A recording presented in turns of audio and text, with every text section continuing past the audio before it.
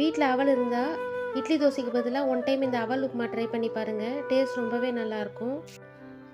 எப்படி செய்யறதுன்னு பார்க்கலாமா?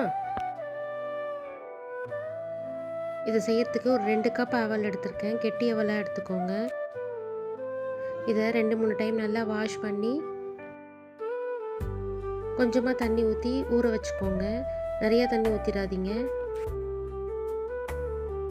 ஒரு 10 மினிட்ஸ் ஊறினா போதும். அவல் இந்தமாரி நல்லா மலர்ந்து வந்துடும்.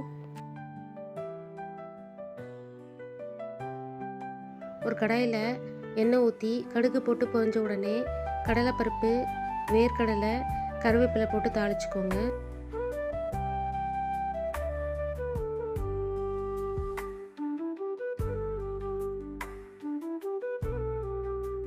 பொடியாக கட் பண்ண 2 பெரிய வெங்காயத்தை சேர்த்துக்கிறேன். இதில் வெங்காயம் நிறையா ஆட் பண்ணிங்கன்னா நல்லாயிருக்கும். காரத்துக்கு பொடியாக கட் பண்ண பச்சை மிளகாய் சேர்த்துக்கோங்க. வெங்காயம் நல்லா வதங்கி வந்ததும் மஞ்சத்தூள், கொஞ்சமாக பெருங்காயத்தூள் ஆட் பண்ணிக்கோங்க. இப்போது நம்ம ஊற வச்சுருந்த அவலை ஆட் பண்ணிக்கலாம்.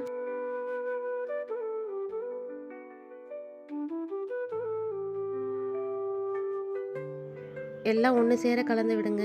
இதுக்கு தேவையான அளவு உப்பையும் ஆட் பண்ணிவிடுங்க.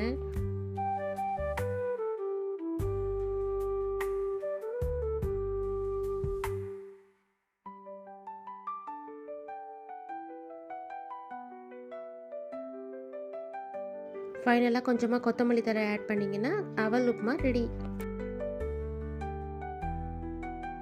ரொம்பவே டேஸ்டியான இந்த அவல் உப்புமாவை கண்டிப்பாக ட்ரை பண்ணி பாருங்கள்.